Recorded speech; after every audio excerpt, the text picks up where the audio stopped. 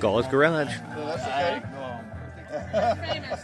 Yes, we have Dean Gregson, independent Trans Am driver, performance manager for Tasca Ford. And your name, sir? Randy Haskett. All right, Randy, thank you. And you guys are going to be talking about this beautiful Shelby GT350.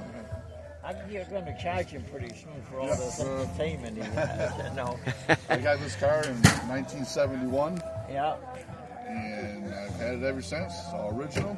How many miles on it now? 96,000 miles on it. So is it a daily driver? You get out there? It used to be a daily driver until it got worth a little bit more money. Now it stays in the garage and goes to car shows. Well, enjoy your automobile.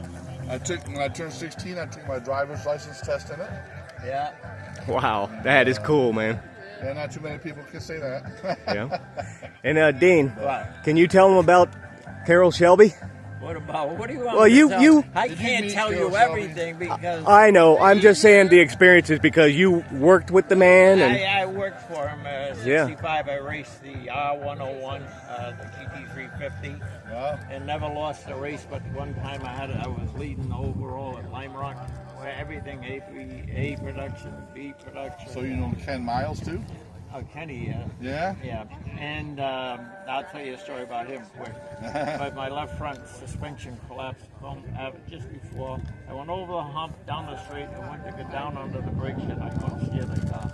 Oh. So I slid down on the asphalt upside down. Oh, That's the geez. only one I lost.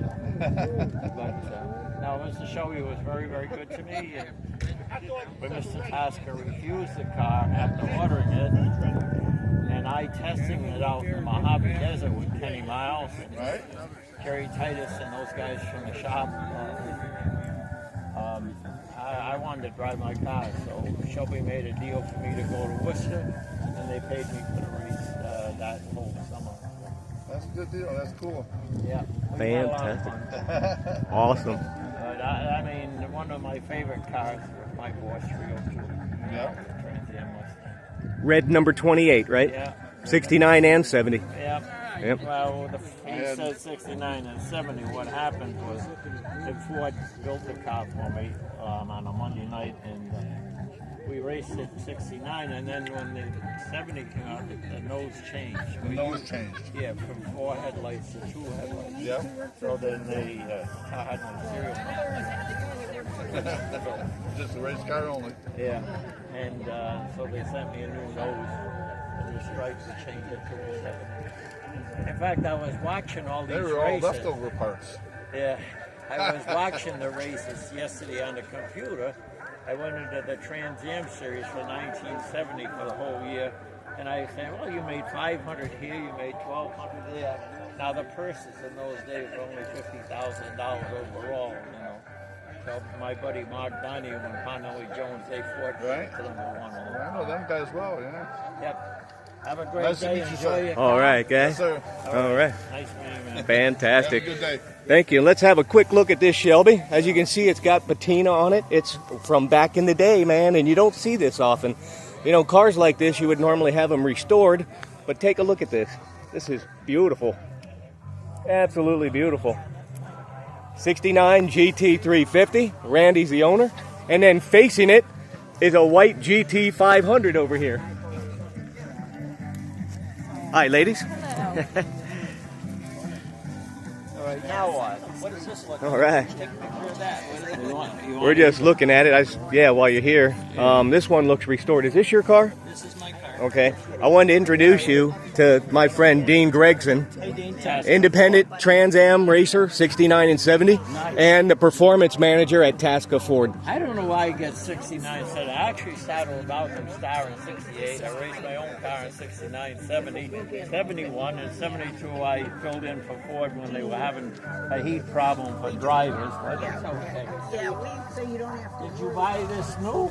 No, I'm the second owner. I've owned it since '71. Do you know this guy? Yes, he's a neighbor of mine. That is a freaky thing, man, because he owned his since 71. Yeah. Wow.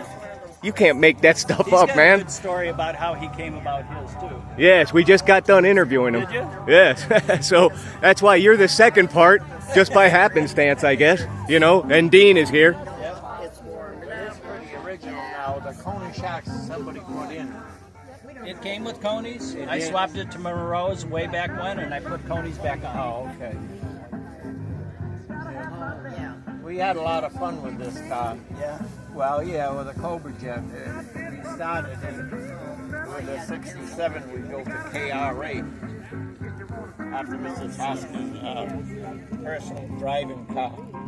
The engine got blown up by his two sons in the back seat, and the mechanic came, Billy Loomis, out in Taunton Avenue one night. And the old man said, well, to Glenn Tibris and I, take the engine out, get a police interceptor, 427 heads. He wanted to sit with this trivet, his track lock differential, C6 automatic, and we built a what he called KR8. And Eric Dahlquist came and visited us that summer and wrote a story about it in Hot Rod magazine. And the headlines were, if you want to see the fastest Ford ever built, this is Henry Ford's address. I don't know if you ever read the story. Mr. Cummings, Henry Ford's secretary, Fantastic. was overwhelmed. We'll let them talk. Meanwhile, I'm going to break away. And what are the odds that you have two people that are neighbors? There's a white Survivor GT350, and facing it is the white GT500. And they live near each other, and they both got the cars. Second owners, 1971. I'm serious, folks. You can't make that stuff up. It's unbelievable. and of course, added to the whole thing, right there you got the shot of the cars, and there's Dean Gregson, independent Trans Am driver and performance manager at Tasca Ford during the performance years. So there you have it, Gauze Garage. Thanks for tuning in.